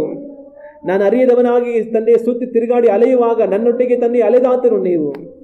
ನಾನು ಪಟ್ಟ ಶ್ರಮೆಯನ್ನೆಲ್ಲ ನನ್ನೊಟ್ಟಿಗೆ ಅನುಭವಿಸಿದಾತನು ನೀವು. ನೀವೇ ನಮ್ಮ ಜೊತೆಯಾಗಿ ಬಂದು ಎಲ್ಲವನ್ನು ಮಾಡಿದ್ದೀರಿ. ನಮ್ಮನ್ನು ಅನಾಥರಾಗಿ ಬಿಟ್ಟುಕೊಡಲಿಲ್ಲ, ಅದಕ್ಕಾಗಿ ಸ್ತೋತ್ರ. ತಂದೆ, ಅದನ್ನು ನೆನೆಸಿ ನಾವು ನಿಮ್ಮನ್ನು ಸ್ತುತಿಸಬೇಕು, ನಿಮ್ಮನ್ನು ಮಹಿಮೆ ಪಡಿಸಬೇಕು. ತಂದೆ, ಅದರಂತೆ ನಡೆಯುವ ಹಾಗೆ ನಮಗೆ ಸಹಾಯವನ್ನು ಮಾಡಿರಿ. ನಿಮ್ಮ ಬಲವುಳ್ಳ ಹಸ್ತಕ್ಕೆ ತಂದೆಯೇ, ಬೆಳಗಿನ ಸಮಯದಲ್ಲಿ ನಮ್ಮೆಲ್ಲರನ್ನ ತಂದೆಯೇ ನಾವು ಒಪ್ಪಿಸಿಕೊಟ್ಟು ನಮ್ಮ ಕರ್ತನಾದ ಯೇಸು ಕ್ರಿಸ್ತನ ನಾಮದಲ್ಲಿ ಬೇಡುತ್ತಿದ್ದೇವೆ, ಪರಲೋಕದ ನಮ್ಮ ತಂದೆಯೇ. ಆಮೇನ್, ಆಮೇನ್.